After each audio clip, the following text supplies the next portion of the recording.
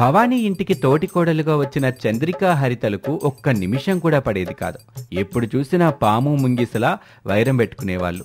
అది చూసి భవానీ ఎంతగానో ఇద్దరికీ సర్ది చెప్పాలని చూసేది, కానీ తోడికోడలు మాత్రం ఆమె మాట వినిపించుకునేవాళ్లే కాదు.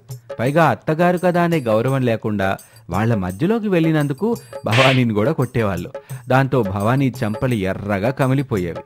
అది చూసి భవానీ భర్త సుందరం సంతోషపడుతూ, పోనీలే, నేను చెయ్యలేకపోయిన పనిని ఈ ఇంటికొచ్చిన తోటికోడలిద్దరూ చేస్తున్నారు. నాకైతే కన్నుల విందుగా ఉంది, కడుపు నిండుగా బిర్యానీ తిన్నట్టుగా ఉంది. ఇంకా బాగా కొట్టండమ్మా కోడళ్ళు, ఇదే మంచి అవకాశం, కొట్టండి కొట్టండి అంటూ లోపల అనుకునేవాడు. వాచిన దవడలతో బెడ్రూంలో భవానీ బాధతో ఏడుస్తుంటే సుందరం అక్కడికి వస్తాడు. జాలి నటిస్తూ, అయ్యయ్యో భవానీ, నిన్ను ఇలా చూడలేకపోతున్నానే. వాచిన నీ దవడల్ని చూస్తుంటే నా మనసు తరుక్కుపోతుంది. కోడలని పిలిచి వార్నింగ్ ఇస్తాను. ఇలా అయితే లాభం లేదు. నువ్వు అత్తవనుకుంటున్నారా చెత్తవనుకుంటున్నారా? లేదంటే కూరలో నుంచి తీసి పరేసి ఎందుకు పనికిరాని కరివేపాకు అనుకుంటున్నారా? ఏమనుకుంటున్నారు అసలు ఈ తోడికోడలిద్దరూ అంటూ రెచ్చిపోతాడు. భవానీ మాత్రం కోపంగా చూస్తూ నొప్పున్న దవడలతోనే, చేసిన యాక్టింగ్ చాలండి. తోడి కోడలు నన్ను హాల్లో కొడతంటే బెడ్రూమ్ గుమ్మం దగ్గర పిల్లిలా దాక్కొని చూస్తూ మురిసిపోతుంటారా? నన్ను తోడి కోడలు ఎంతలా కొట్టినందుకు బాధ లేదండి. నన్ను కొడతంటే మీరు సంతోషపడ్డారు చూడండి, అది నాకు చాలా బాధగుంది అని భవానీ చెప్పగానే సుందరం అదోలాగా ముఖం పెట్టి తనలో తాను, ఈ ఏడుపంతా నేను చూసి మురిసిపోయినందుకన్నమాట. ఈ ఇంటికి తోటికోడలుగా వచ్చిన చంద్రికా హరితలు కొట్టినందుకు కాదా అని అనుకొని పైకి మాత్రం ప్రేమ నటిస్తూ, అయ్యో భవానీ, నిన్నెవరైనా కొడతంటే నేను ఊరుకుంటానా చెప్పు? నా ప్రాణాలు అడ్డేస్తానని నీకు తెలుసుగా. కాకపోతే ఇక్కడ తోటికోడలుగా, అందుకే నేను నా ప్రాణాల్ని పణంగా పెట్టలేకపోయాను. అంతేకాదు భవానీ, నీలాంబరి, శివగామి లాంటి నిన్ను ఈ తోటికోడలు టెన్నిస్ బాల్తో ఆడుకుంటున్నట్టు ఆడుకుంటుంటే నాకు భయం వేసింది.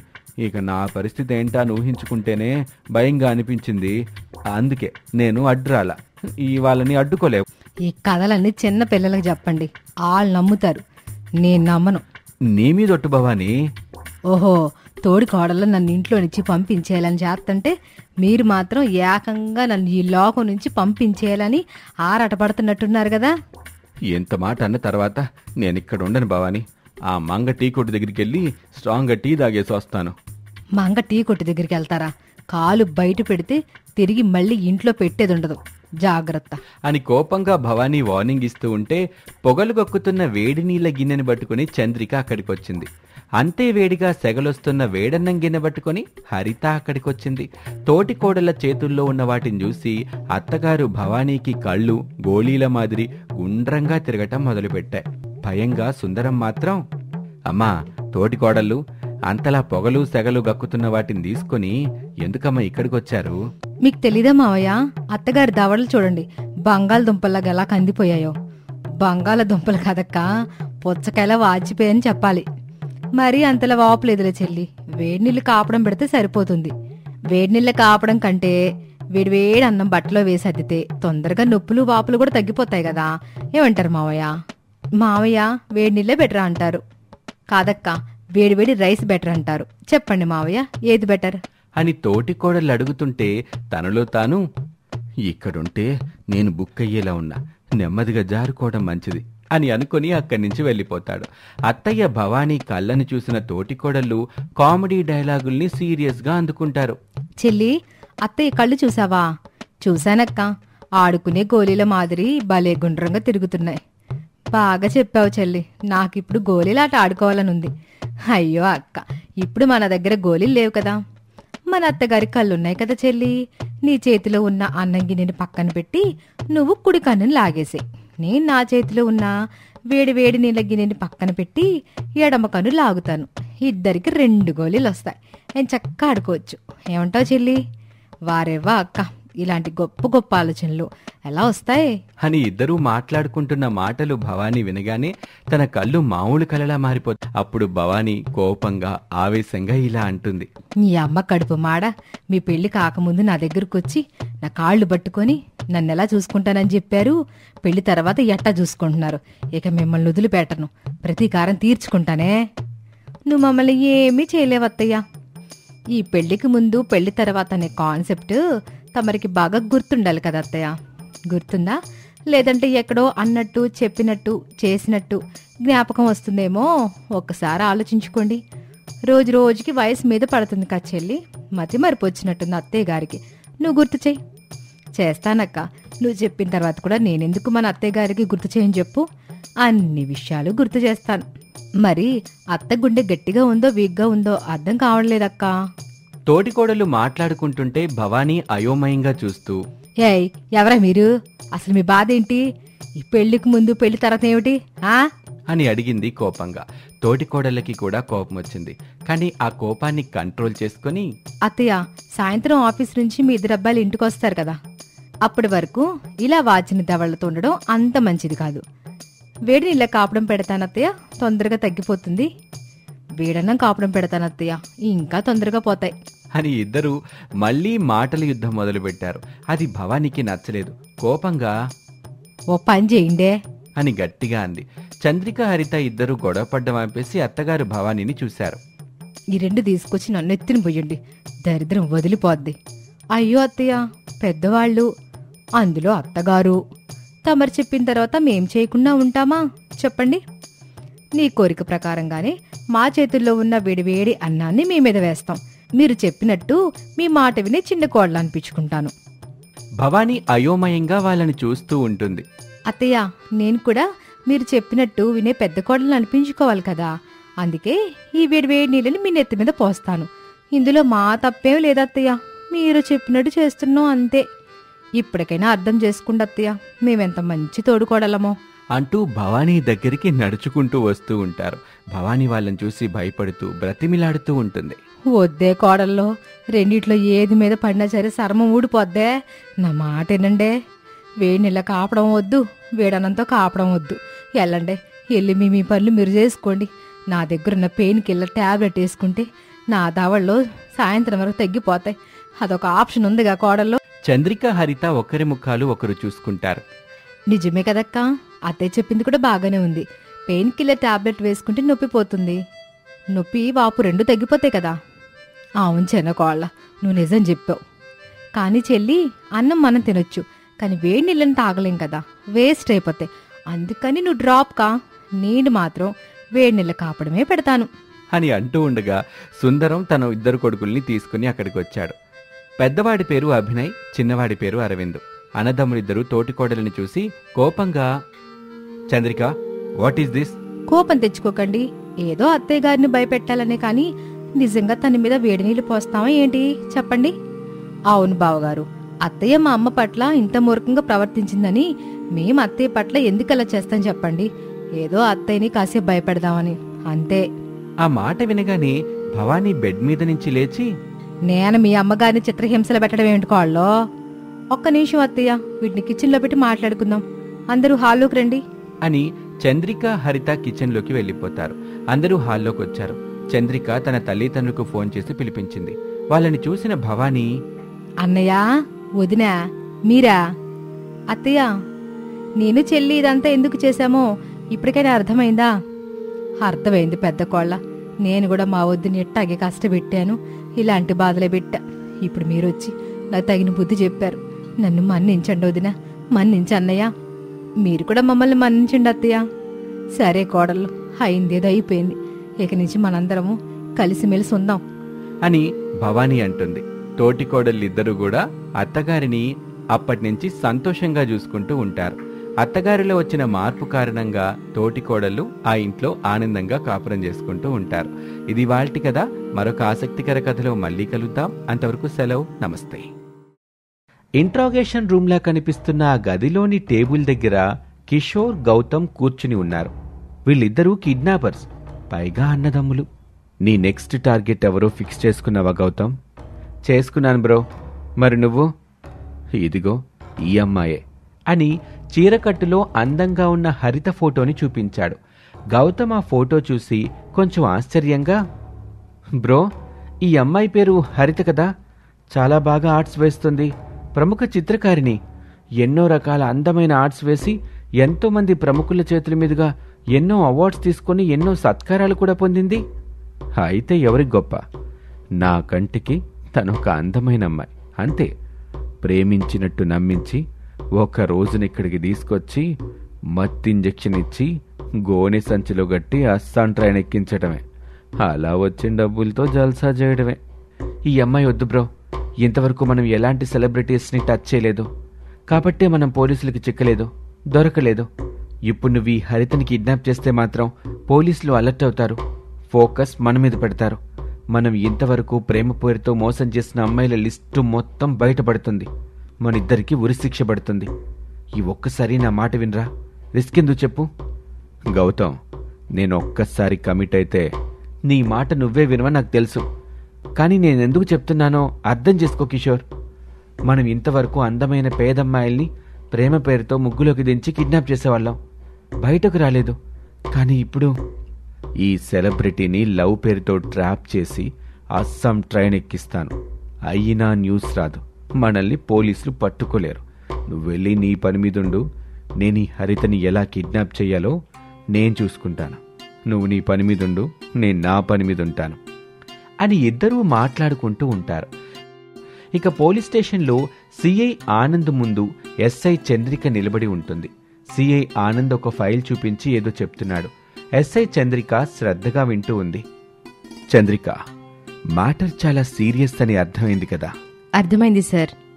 ఏదేవైనా ఇంకొక అమ్మాయి మాత్రం కిడ్నాప్ కాకుండా రక్షించే బాధ్యత నాది సార్. ఆ కిడ్నాపర్స్ ఎలా వచ్చినా సరే ఇక నా నుంచి తప్పించుకోలేరు. జాగ్రత్తగా కేసుని డీల్ చేయి. Go head. SI Chandrika salute చేసి సిఐ ఆనంద్ రూంలో నుంచి పోలీస్ స్టేషన్ బయటకు వచ్చింది. కారులో వెయిట్ చేస్తున్న హరిత కనిపించింది. చంద్రిక వచ్చి కారులో కూర్చుంది. చంద్రిక, హరిత సొంత అక్కా చెల్లెళ్ళని హరిత లవ్ పేరుతో నమ్మించి కిడ్నాప్ చేసే కిషోర్కి తెలియదు. కారులో ఇద్దరు ఇంటికొచ్చారు. చంద్రిక వంట చేస్తుంటే హరిత హాల్లో పెట్టిన తన అవార్డ్స్ని, మొమెంటోస్ని చూస్తూ మురిసిపోతూ ఉంటుంది. ఇక ఆ ఇంటి ముందు ఒక ఆటో ఆగింది. కిషోర్ అందమైన ఎర్రటి గులాబీల పెద్ద బొకే పట్టుకుని ఆటో దిగాడు. ఆటో వాడికి డబ్బులిచ్చాడు. ఆటో అక్కడి నుంచి వెళ్ళిపోయింది. కిషోర్ గుమ్మం దగ్గరికి వచ్చి పూల బొకేని పెట్టి కాలింగ్ బెల్ నొక్కుతాడు. హరిత డోర్ ఓపెన్ చేసింది. ఎదురుగా ఎవరూ కనిపించలేదు. కానీ తనకిష్టమైన ఎర్రటి గులాబీల బొకే మాత్రం కనిపించింది. అది చూడగానే హరిత సంతోషపడింది. ఆ బొకే మీదున్న పేపర్ని చూసింది. అది చదివింది. నేనెంతగానో అభిమానించి నా చిత్రకారునికి అభిమానంతో మీ వీరాభిమాని. చదివి దిక్కులు చూసింది. కానీ ఎవ్వరూ కనిపించలేదు. హరిత సంతోషంగా పూల బొకేని తీసుకుని ఇంట్లోకి వెళ్ళింది. అక్కడికి చంద్రిక వచ్చింది. చెల్లి, ఇంకా రెడీ కాలేదు. ఈరోజు నీకు సన్మానం ఉంది కదా, అందుకింకా టైం ఉంది లెక్క. రెడీ అవుతానులే. ఈ బొకే ఎక్కడిది? నా వీరాభిమాని పంపించాడు అంటూనే ఆ బొకే తీసుకొని తన బెడ్రూంలోకి వెళ్ళింది. అలా సమయం గడుస్తూ ఉంటుంది. హరిత రెడీ అయ్యి వచ్చింది. తీరా చూస్తే కార్ పంచర్ అయింది. ఆటో ఎక్కి తనకు సత్కారం జరిగే చోటుకు వెళ్ళింది. హరితని శాలువాతో సత్కరించారు. 1,00,000 రూపాయల నగదు, జ్ఞాపిక, ప్రశంసాపత్రం కూడా అందజేశారు. ఇక హరిత మైక్ పట్టుకుని అందరికీ కృతజ్ఞతలు చెప్పింది.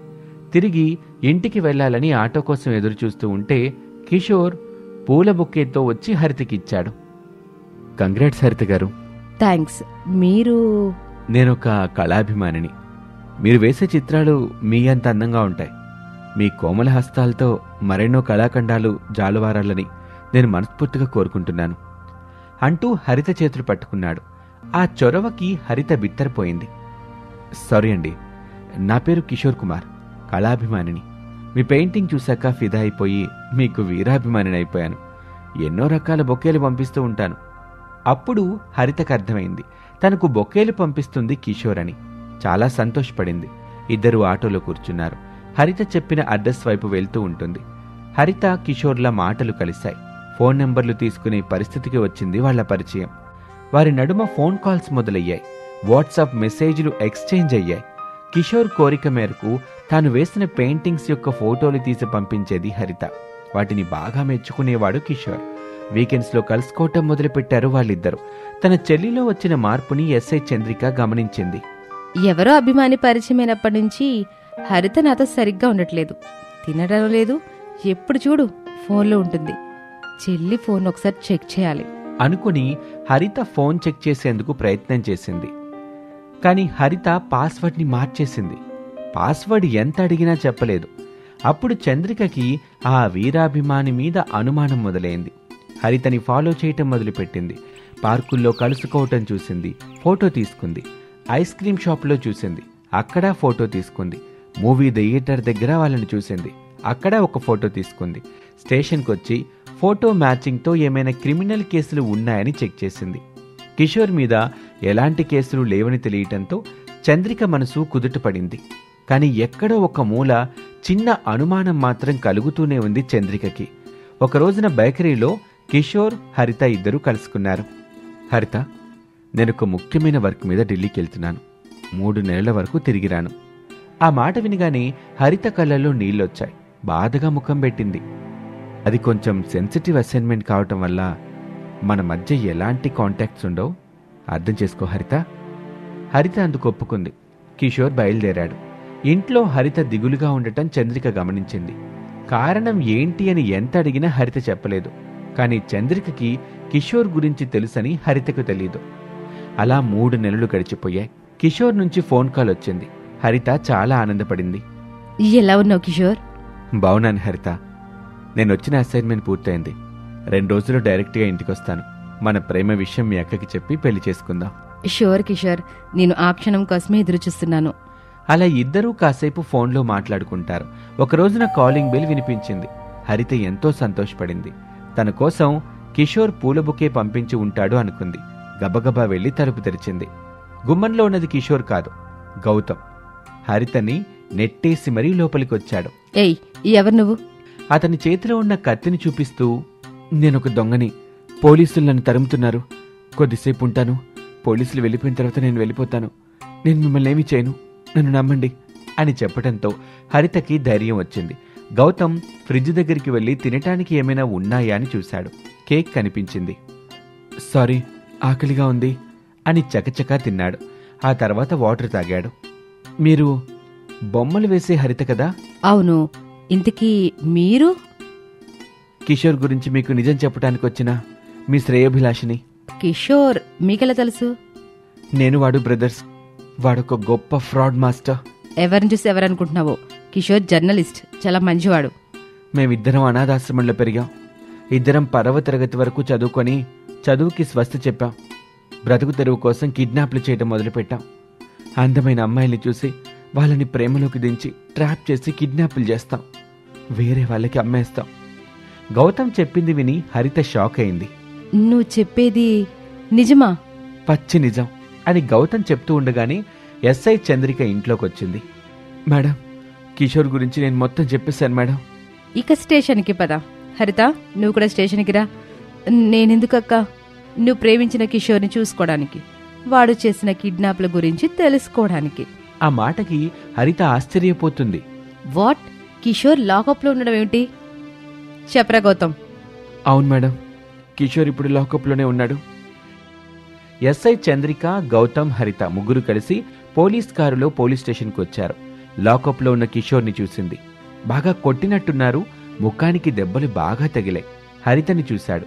హరిత బాధతో ఏడుస్తుంది. వచ్చావా హరిత?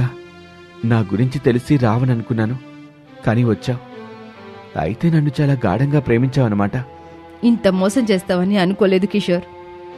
నాకు మోసం చెయ్యాలని లేదు హరిత. ఇప్పటికైనా మీ అక్కకి చెప్పి నన్ను ఇక్కడి నుంచి తీసుకెళ్ళిపో. మనం దూరంగా వెళ్ళిపోయి పెళ్లి చేసుకుందాం, సంతోషంగా ఉందాం అని చెప్పిన కిషోర్ మాటకి తన చెల్లెలు ఏం చెప్తుందా అని చాలా ఆసక్తిగా ఎదురు చూస్తుంది ఎస్ఐ చంద్రిక. హరిత లాకప్లో ఉన్న కిషోర్ని గట్టిగా కొడుతుంది. అప్పుడు చంద్రిక మనసు శాంతించింది. తన చెల్లెలు ఏం కోరుకుంటుందో అర్థం చేసుకుని కిషోర్, గౌతమ్లను జైలుకి పంపించింది. ఆ తర్వాత మళ్ళీ అక్కా చెల్లెలు ఎప్పట్లాగానే కలిసిపోయారు. హరిత మంచిగా బొమ్మలు వేయటం మొదలుపెట్టింది. ఇది ఇవాల్టి కథ. మరొక ఆసక్తికర కథలో మళ్ళీ కలుద్దాం. అంతవరకు సెలవు. నమస్తే.